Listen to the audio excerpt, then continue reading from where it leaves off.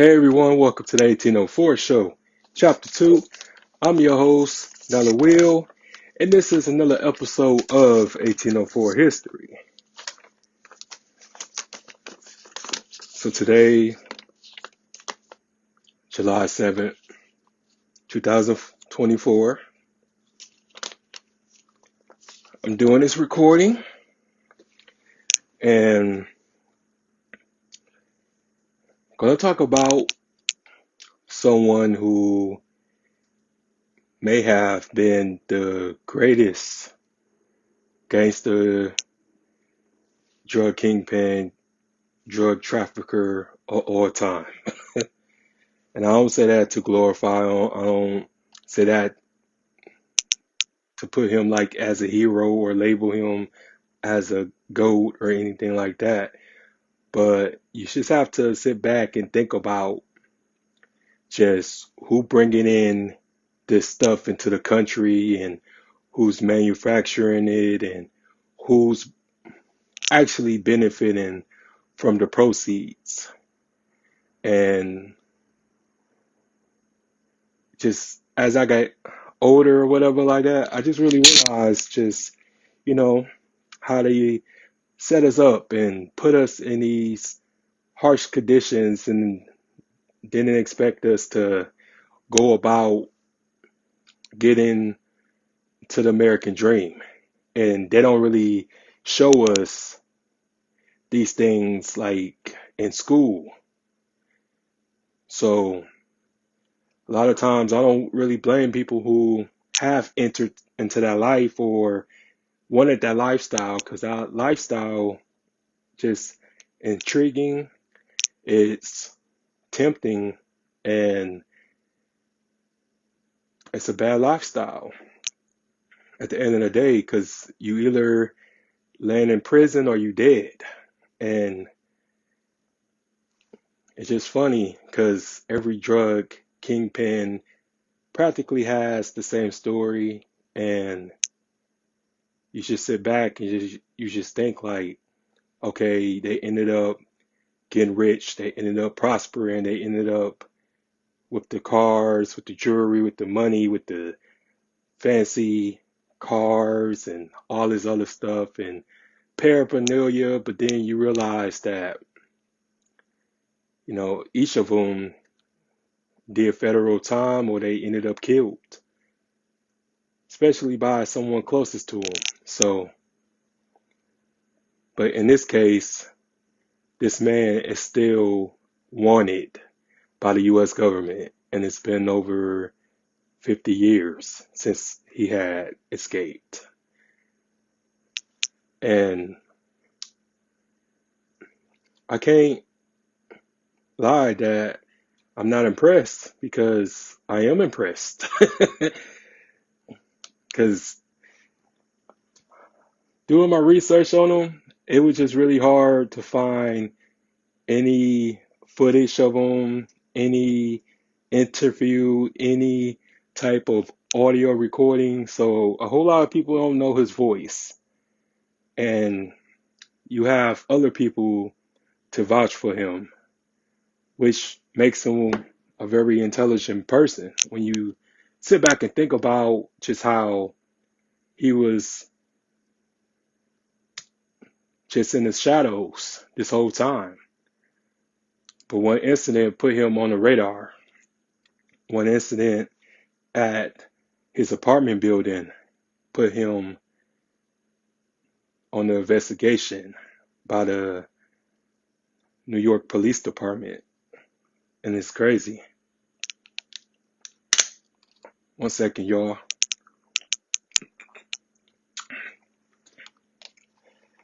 So Frank Matthews, who was born February 13, 1944, in Durham, North Carolina.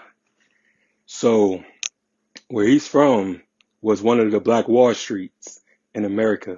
And he was just taught at a young age to be successful, to be self-made, and just to make sure that you strive for success. And he was very smart. He was a good student and stuff, but he began to go into gang activity. He actually led a gang at the age of 14 into stealing chickens in the local community.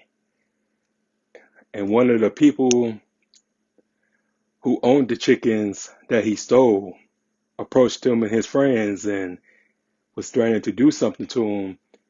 So he had hit somebody over the head with a blunt object, and he was arrested for that. Only arrest that's heavily documented. But he was just like a troubled teen because his father was absent and he was raised by his aunt after his mother had passed at the age of 4. So his aunt had took refuge of him, was his guardian, and he was just out here just being reckless and troubled. But he ended up leaving North Carolina to move to Philadelphia, Pennsylvania in his teenage years, and he discovered narcotics and numbers, and he was basically first entrepreneur in the area, just with the intelligence that he learned at an early age. He picked up a whole lot of business traits and just knew that if he wanted to be like a huge drug runner, he had to stay in the shadows. He had to be underground. But he was well respected. You know, he had ties to the Philly Black Mafia and Atlantic City, Vegas, California, Michigan. Like he literally supplied the entire East Coast at one time. And he was just very flamboyant. He was very um flashy, but he also like was a Robin Hood character, and he helped a lot of people, including his friends from back home, by putting them through college and putting them to like houses and apartments. He bought them cars, and he was just taking care of a lot of people, and he was making tremendous millions of dollars. And we talking like back in the 70s. Like his network alone was over 50 million. And we talking like in the 70s. So just think about in today's terms, in today's ranks of cash, he was practically, I would say in today's term, like over $100 million. But he just enjoyed just living his lifestyle. And he could be violent, he could be very evil, you know what I'm saying, if you crossed him. So even to this day, like he's still considered one of the most ruthless gangsters of all time. Even though he was never caught in an act, but he had took out a whole lot of people and instilled fear in the communities. But he also was a family man. He married Barbara Hinton, and they had 3 children together. And I just sit back and think about just how just one man could just take over an entire coast and be able to be so charismatic with it. Like he was well known in his area and throughout the whole entire United States because he got his product in Venezuela, and back in them days, in order for you to be on top, you had to have some type of mob ties and some type of mafia connection. But he ended up doing it by himself. He ended up getting his plug through Latin America. And rumors say that he was helped by his connection when he escaped, but there's nothing to verify that. But there's a whole bunch of rumors that's surfacing or has surfaced that he's hiding in different parts of the world. And there's rumors that he had died many years ago, but there's really no confirmation on his whereabouts, even to this day.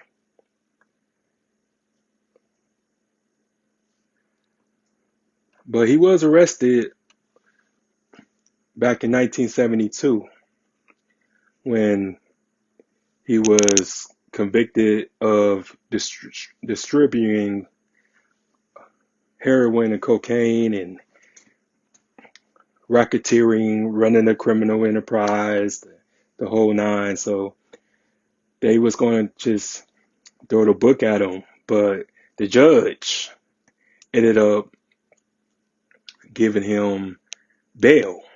So his bail was set at $5 million, and he went to the bank and emptied out his entire security deposit box. I'm sorry, y'all.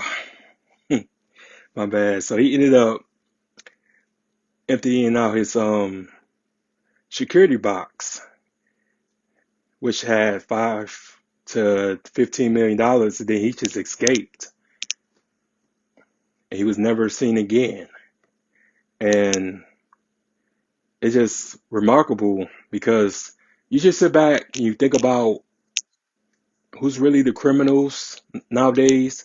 Because when you sit and think about the people that they talk about that poisoned their communities and sold drugs and destroyed and killed a lot of people, but the people that was bringing it on boats, on airplanes, like they're not considered criminals, they considered ordinary heroes, and those people get the highest praise, while people like us, people like the black community and stuff, we were just the sellers, we were just the distributors, and we get all the time and get stripped from our families, and we get killed, we get ostracized in the communities, and it's just not the same, you know what I'm saying? Because if we really was talking about,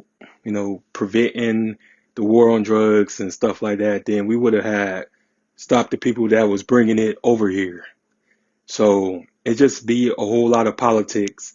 We know just a lot of the drug money and stuff are finance, and they are, and how we are able to have war. We have conflict amongst ourselves because everybody gets paid when we kill each other. When you sit back and think about it, the prisons get paid, the funeral directors get paid, judges get paid. So it has to be black ignorance. It has to be black genocide in order for everybody to get paid and make a profit. And it's just, you have guys like this as Frank Matthews, who was able to just get bail and just to leave and to escape. It just really doesn't make any sense, because when you sit back and think about it, certain people who get charged for less crime and stuff like that, they are, held captive. You have people who just sold marijuana and weed, and they couldn't get a bail. You know what I'm saying? And they had prior or less first offenses.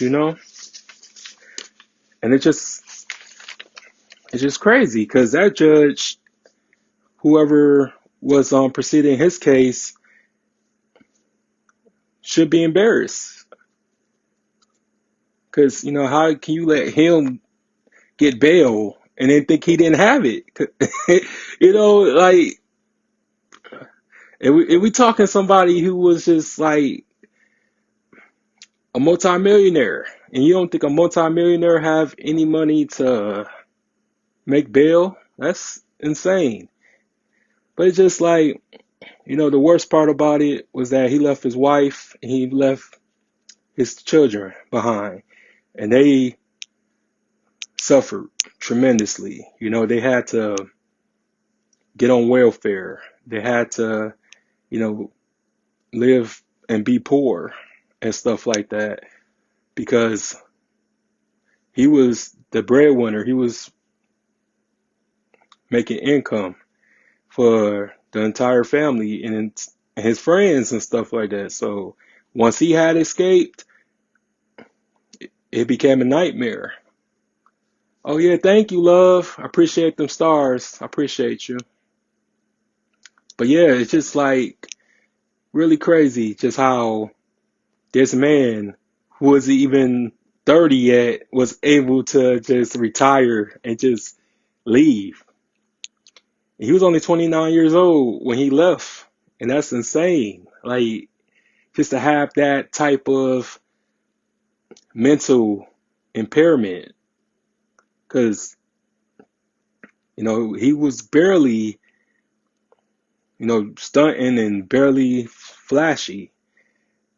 And he also lived in a neighborhood with mob bosses and stuff. They was his neighbors, and he didn't care or give a damn about what happened to him, what was being said, or what was being investigated with him. Like, he was kind of like he was just like, I dare you come and get me. I'm one of the first. I'm one of the best because I'm doing this all alone.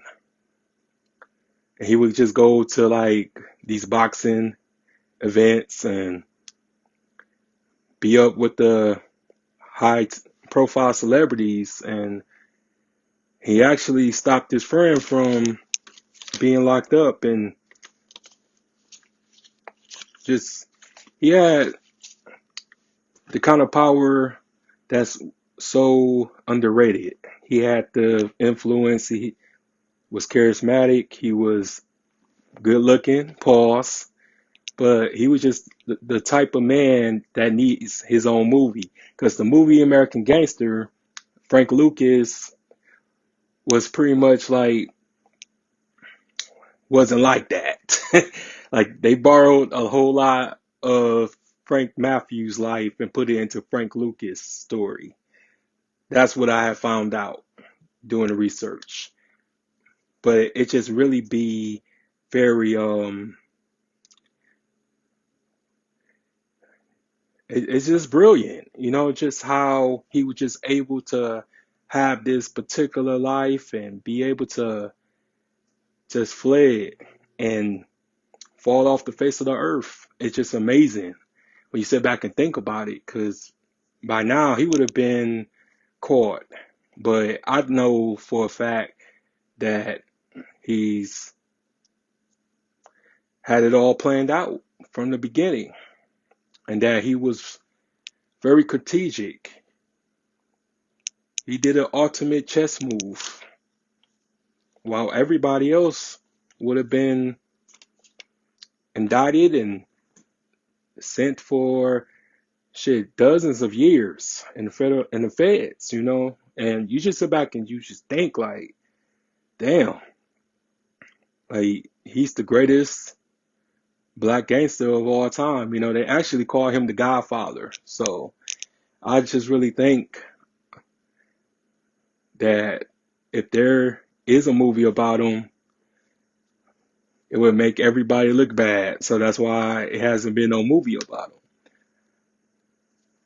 But yeah, I don't glorify anybody who's